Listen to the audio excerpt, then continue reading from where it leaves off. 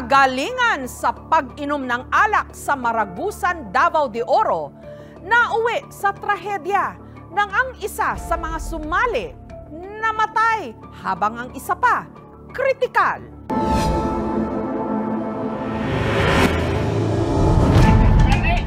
Susuka pero hindi susuko. Tila yan daw ang moto ng mga lalaking ito.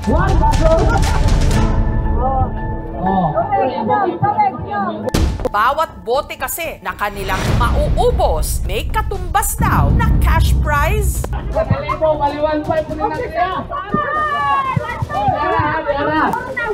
Okay, Maurot, buhay pa 1 mega. Gantay mo.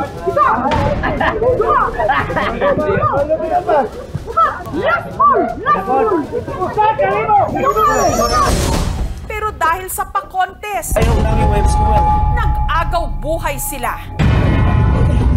Dili na gani mo inom, gipugos yun, gipugos.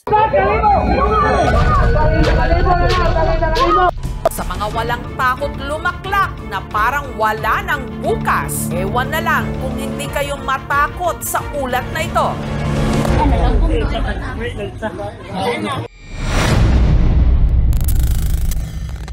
Ang palarong inuman naganap sa kasagsagan ng pista ng Purok Dahlia 1 sa Maragusan, Davao de Oro. Nagiinuman daw noon si Natoy nung naisipan niyang magpa-contest. Ang pares daw na makakaubos ng isang bote ng 750 ml na alak.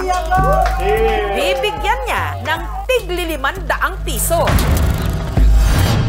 Ang kumasa sa kanyang hamon ang magkaibigang Elmer at Planos. Kapira sa voluntaryo lang kami sa pag-inom.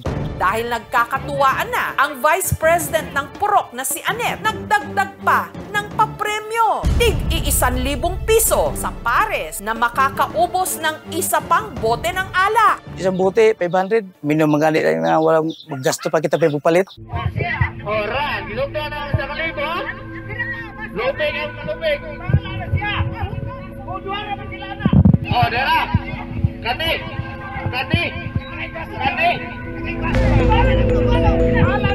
Matapos makaubos ng 2 bote sina Elmer, nalasing na siya. 2,000 naman, kwarta na. Ang sunod na sumalang, ang magkaibigang Arlon at Miguelito. Unang tumagay si Arlon. Sinundan niya ito ng isang basong chaser na tubig. Sunod namang tumagay si Miguelito. Nung nangalahati na sila sa bote, si Arlon halatang hirap na.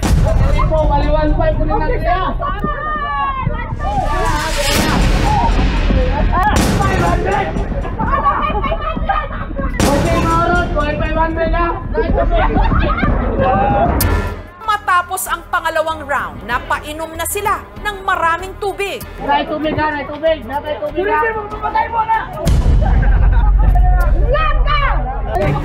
Sina Arlon at Miguelito nahirapang ubusin ang tirang alak. Hanggang napailing na lang si Arlon. At huminga ng malalim at saka muling tumagay ng isa pang baso.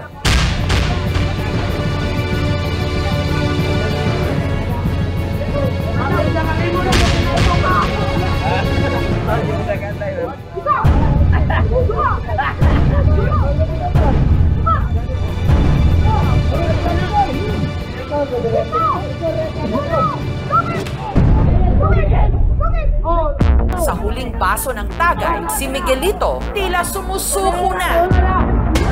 Ang tira ng tagay, pinasa ni Miguelito kay Arlon. At bagamat napasenyas na si Arlon na ayaw na niya, tinungga pa rin niya ang huling shot. Sina Arlon at Miguelito nakaubos ng 2 bote ng alak na may 40% alcohol sa loob lang ng mahigit 20 minuto. Pero maya-maya lang, si Arlon biglang sumama ang pakiramdam. Tumalikod siya, ayun, umupo doon sa upuan, magdugo na yung ilong niya. Tapos nagsuka.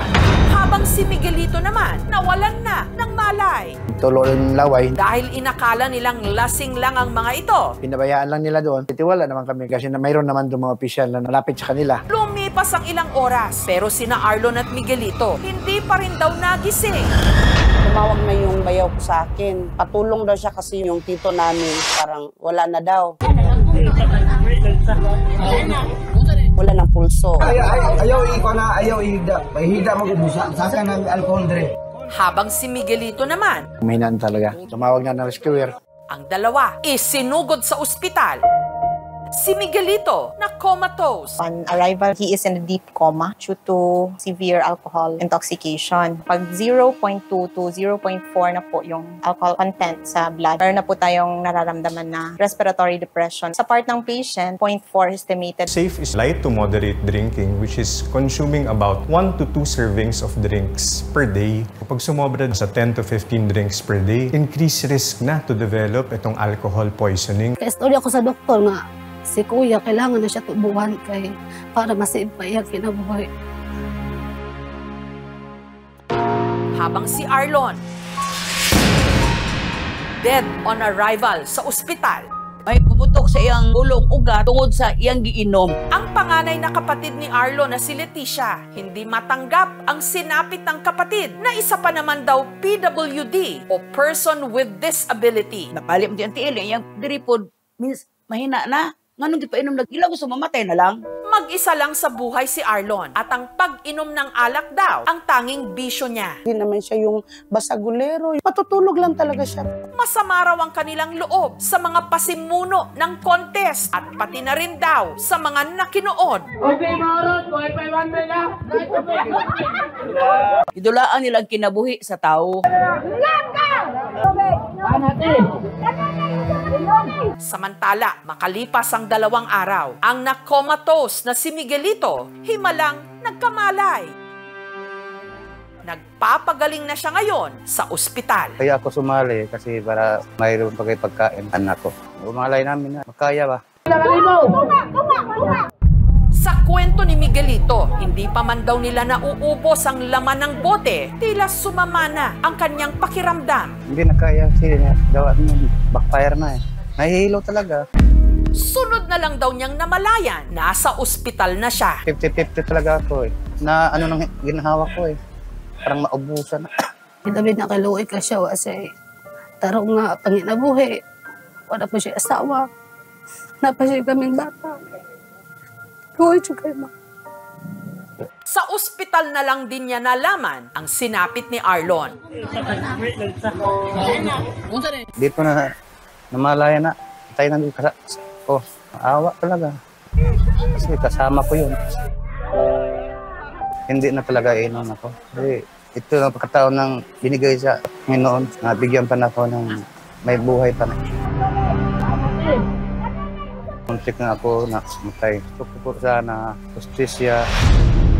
Ang Maragusan Municipal Police Station magsasagawa ng investigasyon. Pwede namang pag-usapan sa barangay, magkaroon ng inquiry. Wala namang nagpaalam sa akin na may mga ganong palaro po tayo. I will see to it na we will really conduct further investigation. May mga present kasi ng mga public officials.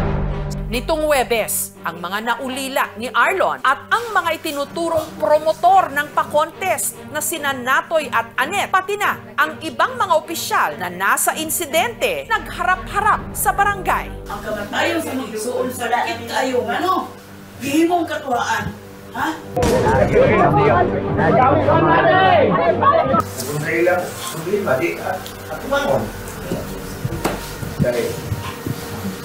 Nakasala ko yun eh. Ikaw, Anit, grabe ka ito mo sa mong video.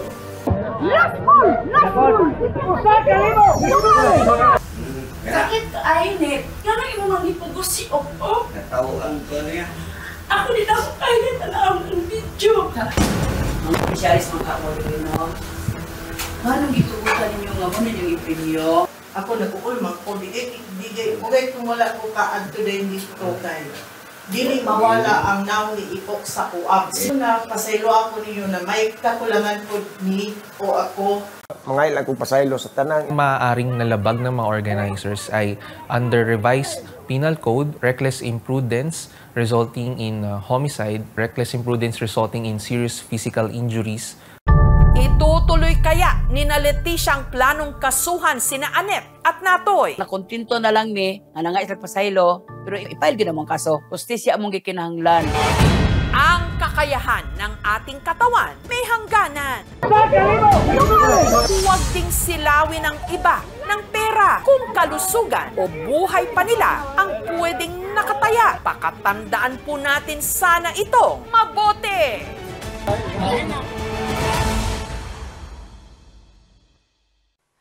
Thank you for watching, mga kapuso. Kung nagustuhan niyo po ang videong ito, subscribe na sa GMA Public Affairs YouTube channel. And don't forget to hit the bell button for our latest updates.